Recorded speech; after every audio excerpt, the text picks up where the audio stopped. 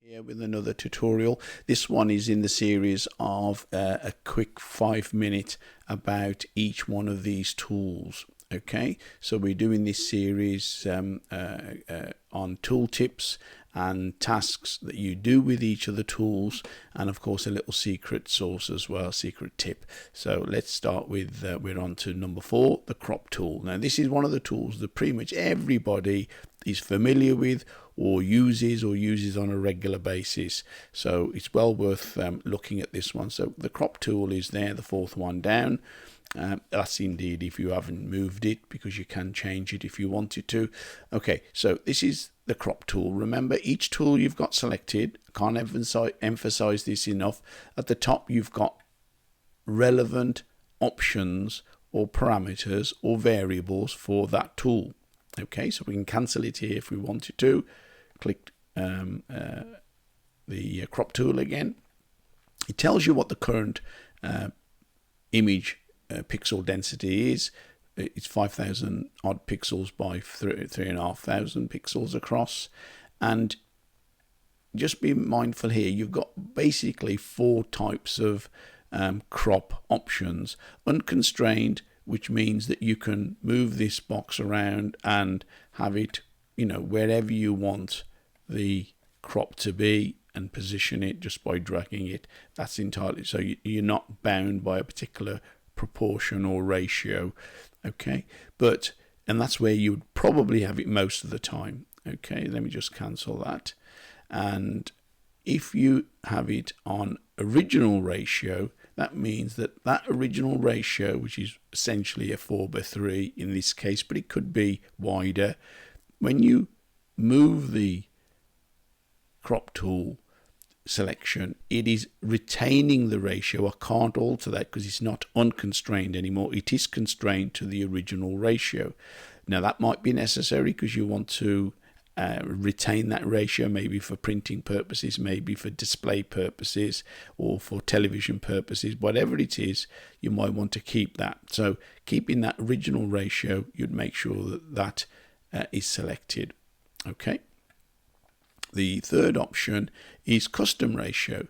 So you can create your own custom ratio here in the right, and say you wanted it to be 16:9, which is the ratio which most high definition TVs are these days. You might want it to be appropriate for that.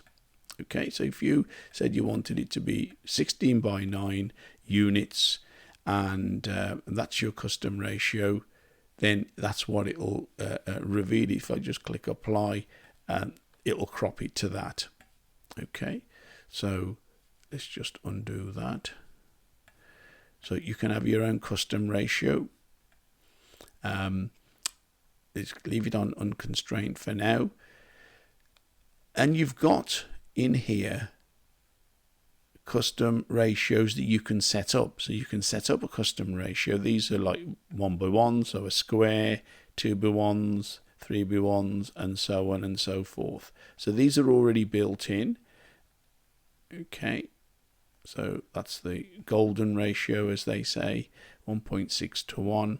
And there's some photographic paper ratios. So if you're still dealing in Pacific photographic papers for printing purposes, 6:4, 7:5, these are all very much things that we're aware of.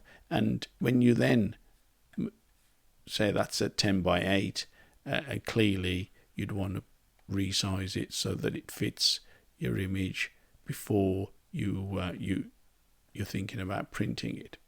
Okay.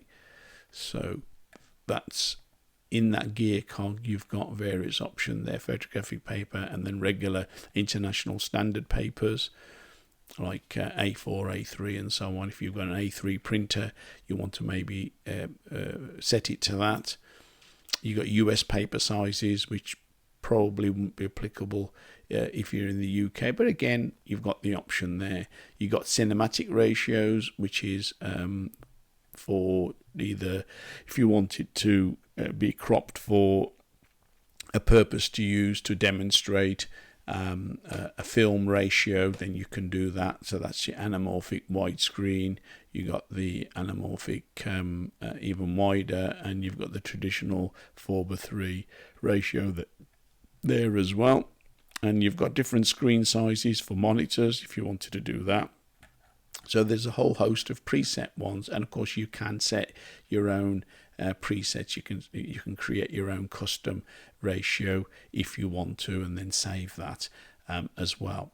Okay, so a couple more things. Let's stay on unconstrained for now. And over here, this is something you need to be aware of, okay? And not having that darken clicked, checkbox click, it means that when you do resize your selection box for cropping, you can't see a difference to what you're going to lose to what, other than the grid telling you that.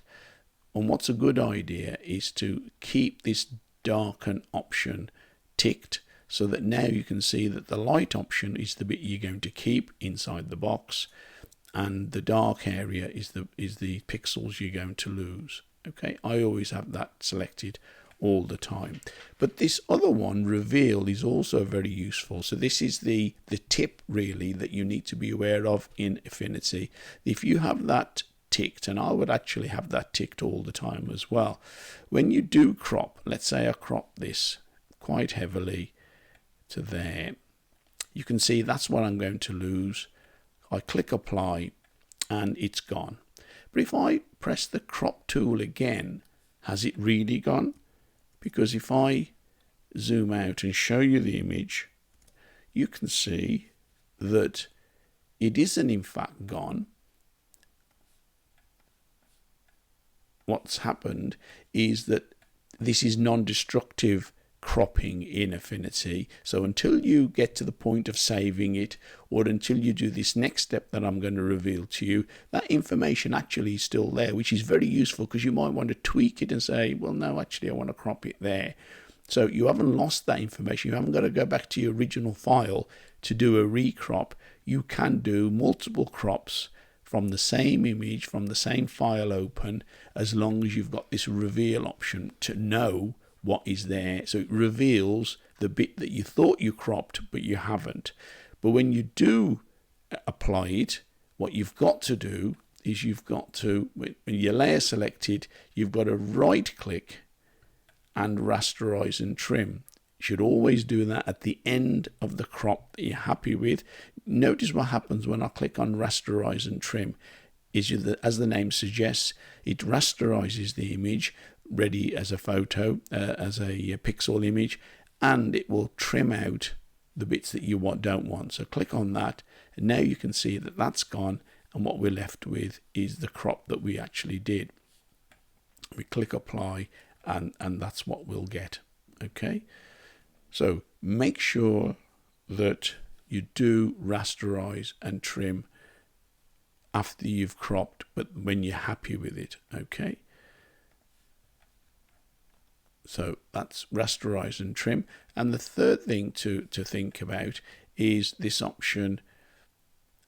Let's say we want to straighten the image. You got a horizon and it's not quite straight, so you've got the straighten option. As soon as you click that, your mouse pointer becomes a ruler. You can just about see there's a cross there, but there's a ruler, and what you're drawing, you're clicking and dragging a line to where you think the horizon should be, and then it will automatically try and straighten it for you.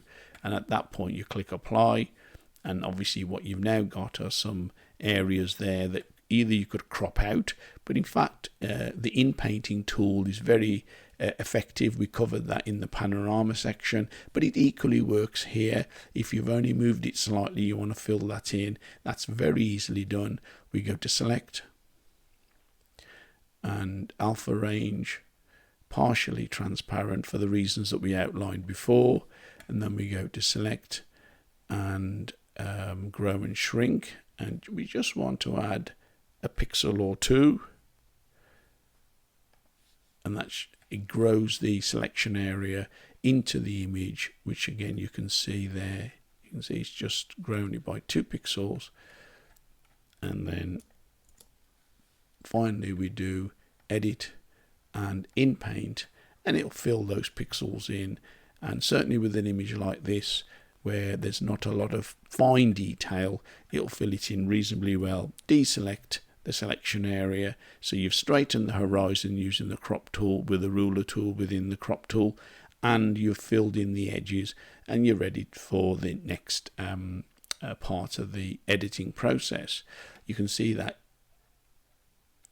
clearly that you know what we thought we'd cropped out is in fact still there, because we didn't rasterize and trim. So if we right click, rasterize and trim, then it will go. Okay, you can see that's all gone now, and so now we've got the image that we've want to end up with. One final thing is, do you want the overlay? No overlay, so just the crop box. Do you want the thirds grid, which is what most photographers are familiar with, the rule of thirds, which is what I keep mine on? Do you want the golden spiral, which if you're really into your creative art, then you might want to use that?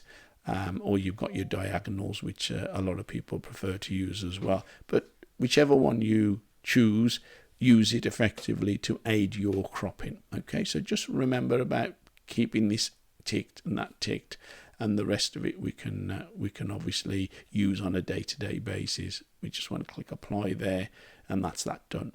Okay, so that's the crop tool with some tips there and how to use it. Thanks. Bye.